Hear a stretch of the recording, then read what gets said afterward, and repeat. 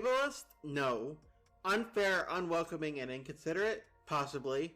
I do have a question though. Do you think a Snorlax could enjoy the hiking forest area at this Pokemon theme park? To collect all Gym Pokemon. I've got to collect them all so I can become Royal Crown Gym Pokemaster. Oh?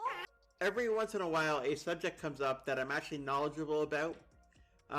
Usually it has to do with disability issues, but also like just general tomfoolery of men being idiots. You know, I'm pretty good at that. The theme song, by the way, was mushy stuff about friendship and joy and togetherness. It's not important, but that trailer was for Tokyo's Poképark Kanto. Opening in February 2026, it's an insane place for a few reasons. One is that it's similar to a carnival in that it'll cost you around $12 US at the gate, but patrons have to pay for individual rides and attractions as well.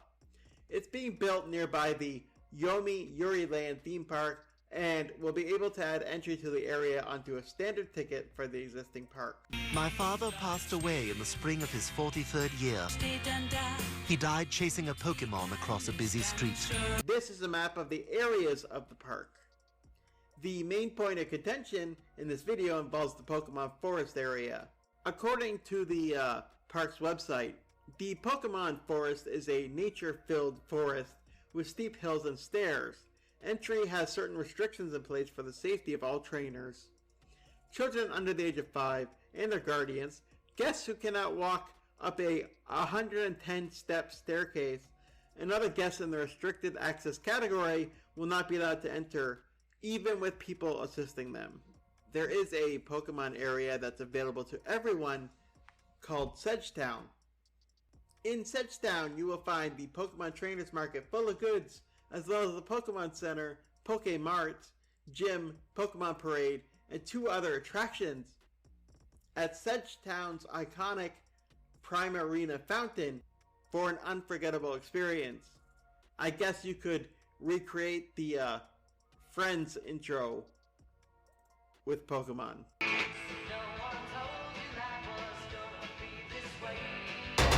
Basically, you have access to stage shows, a gift shop, and an attraction where you watch video screens and talk to a Pokemon cosplayer.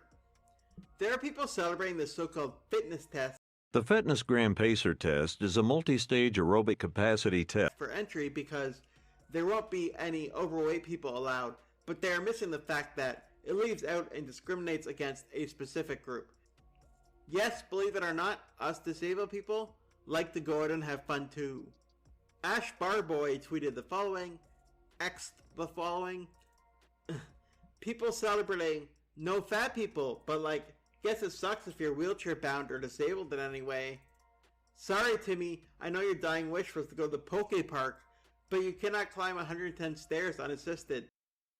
Timmy! No, it wasn't you, Timmy. Try again. Obviously, I am not unreasonable and I don't expect everything to be changed for me just because I have a disability, but when building something new, especially a park like this, there is a way to design it so people with mobility issues can also enjoy it. It helps if architects I'm an architect. were to consult actual disabled people when designing and building attractions, but companies, even those who make products and buildings for people with disabilities, rarely bother to do that. It's great to follow the legal guideline for built environments to ensure accessibility, but you discover a lot more when you consult the people you are building it for to see what works or not. I looked this up. Just last year in 2024, Japan revised its act for eliminating discrimination against people with disabilities. According to the Japan Build website I listed in the description, this landmark legislation mandates that all central government, public and private businesses, and even universities prioritize reasonable accommodation for people with disabilities. This means proactively removing and modifying obstacles that might hinder equal participation in various aspects of life, from employment to education to accessing public facilities and housing. They claim that creating products and environments usable by everyone, regardless of ability, will take center stage. Apparently, this act doesn't apply to their add-on at the theme park. I'm wondering if this could lead to lawsuits because I know in the West, it most certainly could. Although I'm unsure how many average people or even business owners even know that there's a Disabilities Act in many different countries, it's fantastic that these bills exist. It's definitely progress, however, it's not a good look, kind of embarrassing really, when you have a piece of legislation like this that is truly groundbreaking, that's fairly new, and yet your shiny new theme park does this. For example, they could build 2 different paths in this forest area, one with a lot of hills and such, and one for the less able folks.